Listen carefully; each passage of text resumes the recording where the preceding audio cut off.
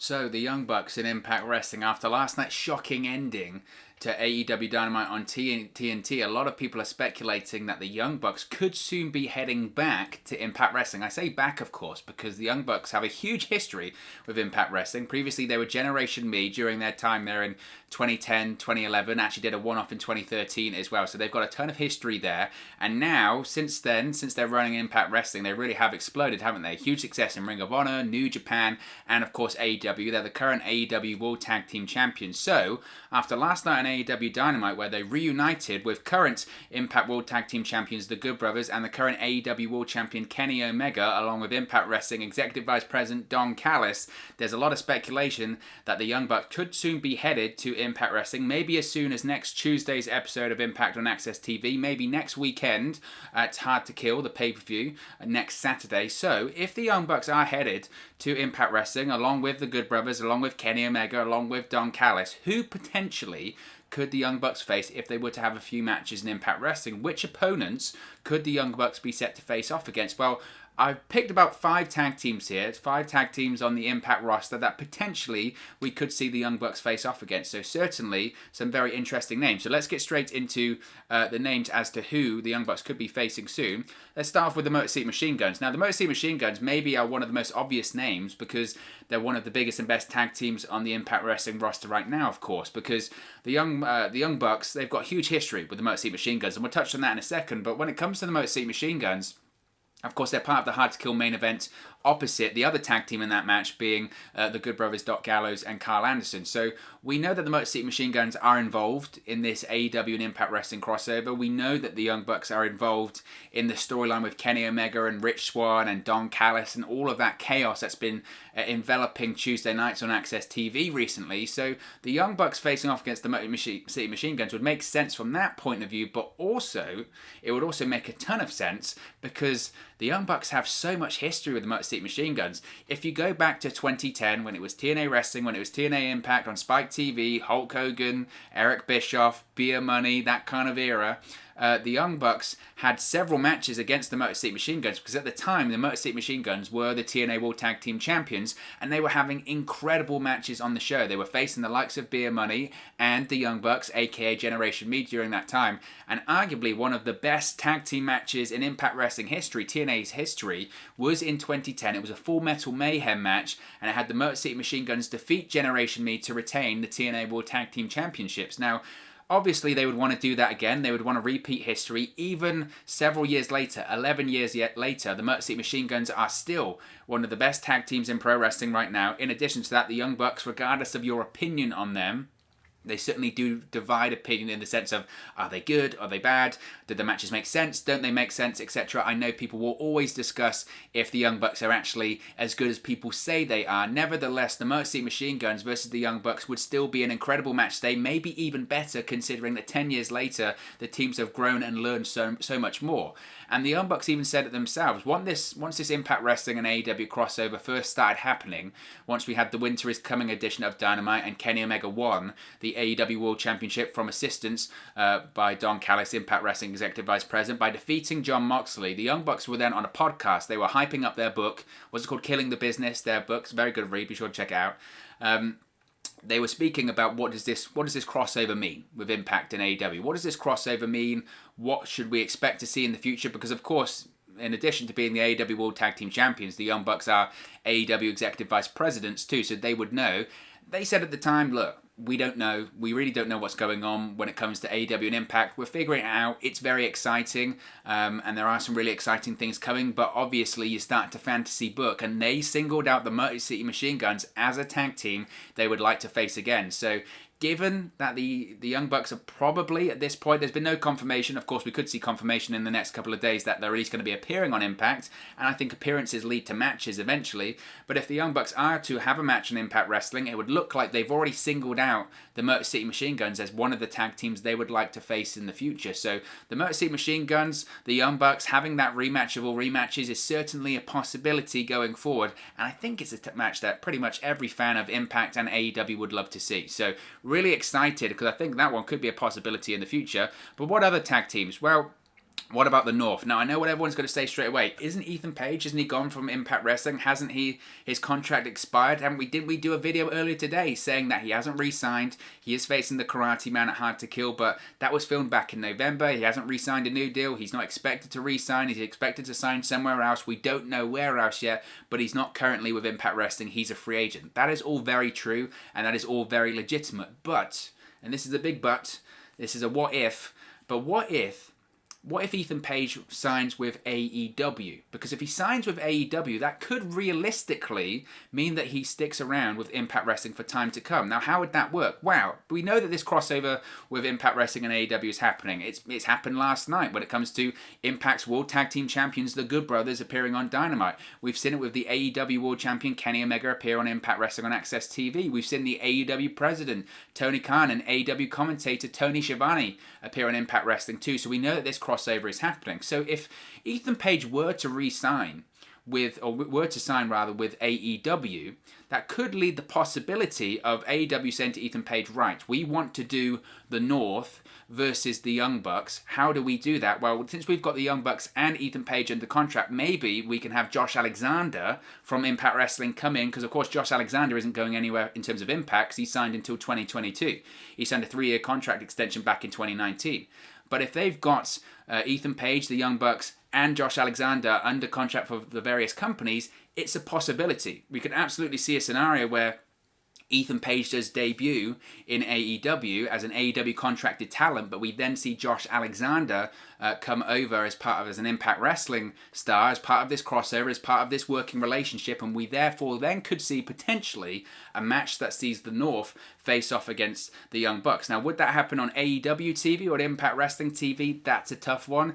If we are in a scenario where Ethan Page signs with AEW and then you've got 3 guys in the match that are under AEW contracts and just one that's under an Impact Wrestling contract, that could lead you to believe that it would happen on an AEW turf as opposed to an Impact Wrestling turf. But you know, anything's possible. If anything, if 2020 and 2021 and this whole working relationship with AEW and Impact Wrestling has taught us anything, it's that anything is possible when it comes to this working relationship, and it's just the tip of the iceberg, and anything can and will happen. So I really wouldn't rule out the North facing the Young Bucks in the future, whilst Josh Alexander is still under contract with Impact, and maybe whilst Ethan Page is under contract with AEW. Now, of course, if Ethan Page signs with WWE or something like that, it's never going to happen.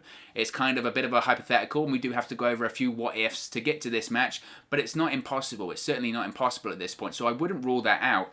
And frankly, the North, I mean, Ethan Page isn't under contract anymore. He's still on Impact TV, which is confusing some people. So whilst they're still on TV, Impact Wrestling TV, the North still are the best tag team for me in Impact Wrestling in terms of ability in the ring. They're the longest reigning Impact World Tag Team Champions in the company's history. They're 2-time Impact World Tag Team Champions. They've carried the tag team division for the last 2 years, frankly. They were champions for well over a year. They're just that good, and to put them up there as arguably one of, if not the greatest tag team in Impact Wrestling history, considering the teams that have come before them, whether it is the Young Bucks, whether it is the Motor City Machine Guns, Beer Money, AMW, a variety of other teams, you know, even Christopher Daniels and AJ Styles and the Team 3D, the names go on and on and on. I still would put the North up there. They're just that good. That's why the demand is there to see the North versus the Young Bucks, because it would be, frankly, an incredible match to see. Now, as I mentioned, the logistics are maybe slightly complicated when it comes to that, and it might be very, very difficult to do. But just because Ethan Page is a free agent, it doesn't mean it's impossible. Anything is possible, and certainly I know the Young Bucks would be absolutely down to face the North, and the North would love to face the Young Bucks. It's a match that I don't think people thought was possible considering the circumstances, but now anything's possible. So maybe the North, again, it's a more difficult one to happen, but it's not impossible to happen. Another tag team could be Asos and the Madman Fulton. Now, this is an interesting one because as a tag team, it's more of a singles wrestler and a bodyguard, but of course in recent months we've seen on Impact Wrestling Ace Austin team up with Madman Fulton. We saw him team up when it comes to facing the Good Brothers. They were the Good Brothers' first feud in Impact Wrestling coming out of Slammiversary. Of course, the Good Brothers, when they made their debut for Impact at Slammiversary, confronted Ace Austin and Madman Fulton. They had tag team matches on Impact. I think at Impact Emergence they had the tag team match. Obviously at Bound for Glory as well, when you had the Four Corners tag team match. one half of that match was the feud between the Good Brothers and Ace Austin and Madman Fulton. So they have been doing a lot of tag teaming recently. When it comes to Ace Austin in recent months, of course, coming out of Bound for Glory, wasn't used at all. Wasn't used at all, which was frankly a disgrace, because when you've got someone as talented as Ace Austin, you need to have him on TV every single week. But things have changed. Ace Austin won X Division Star of the Year.